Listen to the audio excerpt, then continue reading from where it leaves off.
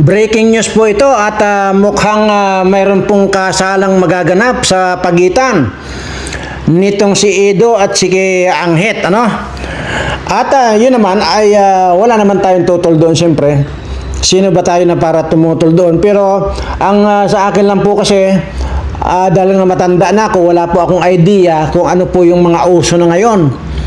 So, ibig sabihin, kung ito man po ay matutuloy itong kasalang ito, so, ganun na po pala ngayon ang uso yung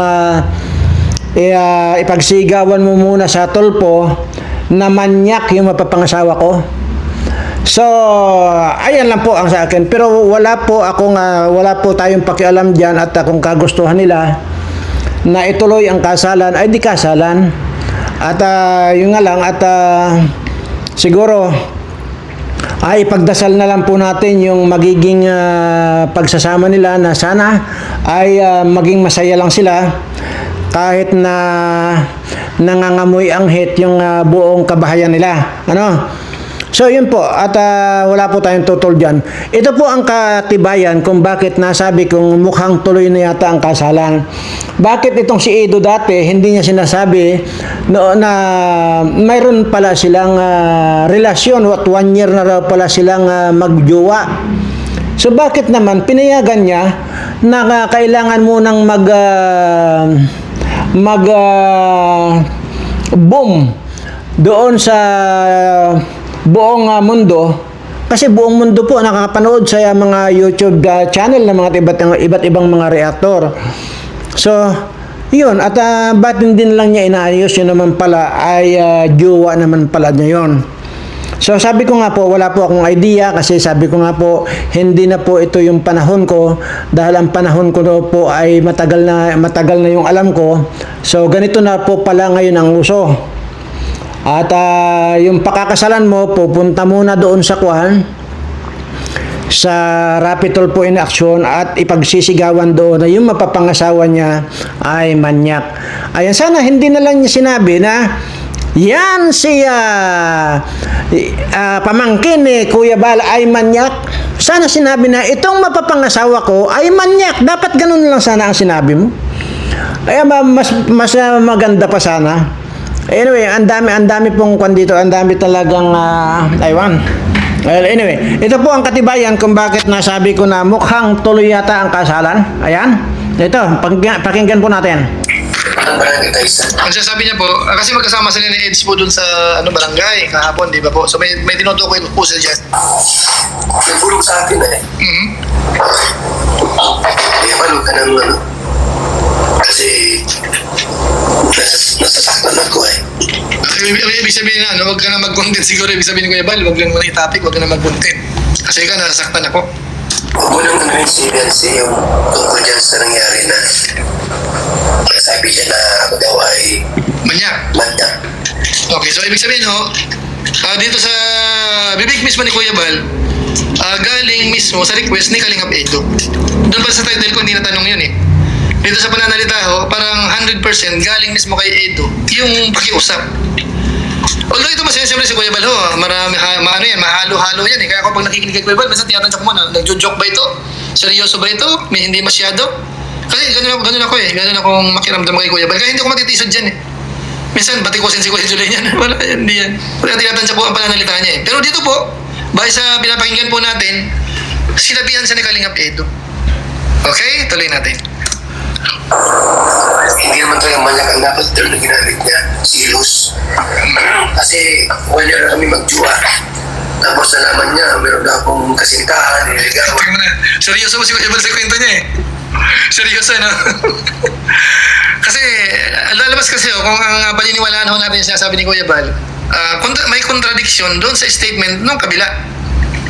Kasi statement ng kabila scripted, wala naman talagang nangyayari. Ano po? Dito ang sa kwento ngayon dito sa naririnig natin, parang may malalim na ugnayan o nangyari o anumang sitwasyon. Di ba po? Ayan, tuloy po natin Pero pakitamsak naman po. Kulang pang tamsak po natin, 700 plus pa lang po. Sa mga nandito sa ating 1,700, kulang-kulang pakitamsak naman yung ating live po ngayon. Tuloy natin. Habang nagpi-play po ako, pakipindot po yung like. Salamat! Kaya nagtampo sa akin yan, nagsisilos sa akin yan. Huwag mo nang anuin. Ay, ganun ba? Akala ko bagay nasasaktan ka pero hanggang man niya. Hindi. Okay lang sa akin yun. Basta ako nang bahala. Siya na bahala. Magdiwa sila 1 year na.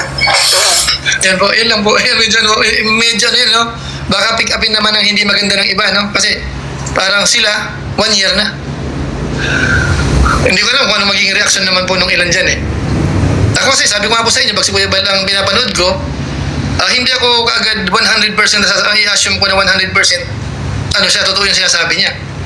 Titimbang-timbangin ko muna kung may halong joke ba ito, may halong prank ba, o ano man po. So ako na bahala doon, ako nagkukontrol na po noon. Pag ako po ay nakikinig kay Kuya Bal. Kaya hindi ako manatitisod kasi may ano ako, may allowance, may konting ano ako eh. Di ba? Ngayon, sa sinasabi niya na yan, nasa mga viewers natin kung gaano kaseryoso yan sa palagay natin. Di ba? Yan, tuloy natin. Sige na. Sige na. Sige. Bahala kayo sa buhay niyo. Tired of messy, hard-to-reach fridge items? Dream of smooth slide... Sige na. Sige. Bahala kayo sa buhay niyo. Ano ang gusto niyo? Di ba? So, ang dating po dito, parang payag si Kuya Bal na kung hindi na ikukontin yan, hindi na pag-uusapan, para bang ang dating sa tono niya, parang okay na sa kanya. Di ba? Parang okay na. Okay, basta mo na ako ng comment. May mag-comment eh. Nagre-react eh. Dali lang po ah. Basta ng konting comment. Kasi matatabunan eh. Levi Abal, shoutout po. Billionis Vlog. Ayan, thumbs up lang. Salamat po sa mga nag-thumbs up po dyan. Sabi na ay, nagsiselos talaga yan Sir July mula kay Sniper 2.0. 1 year na pala mag-on, ba't naging manyak na? Hanggang kailan kaya ang financial support na ni boss sponsor sa kanila? Ano yan, anak? Mula kay Alberta Talaper. Ay po, yung chismis na gano'n. Wala po tayong against dyan sa plano nilang pagpapakasal. At siyempre karapatan naman po ng bawat isa yung magdesisyon para sa sarili natin, di po ba? At siguro kung ganun lang din naman pala ang plano mo, Ido, ay bilisan mo na. Kasi baka mamaya maunahan ka nitong si Leo D na ibinubugaw yan ni Dr. Lab kay Leo D. So, wala na. Apurahin mo na, ilikwan mo na yan, igarahin mo na, kumbaga. At tapos takpan mo na ng kumot.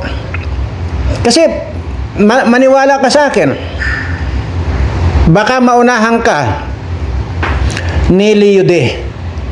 Matindi po ang pangbubugaw ni Dr. Lab dyan. Oh. So, kung desidido ka rin lang, napakasalan yung pinagsigawan kang manyak, yan naman, sinabi mo raw kay Kuya Bal na hindi ka nasasaktan sa pagkakasabi niyang manyak ka. So, okay yun. Nasa yun eh. May damdamin mo yun. Kumbaga, hindi ka nasaktan. Abay, tirahin mo na yan. Baka maunahan ka ni Leo eh. Oh, sabi ko sa iyo.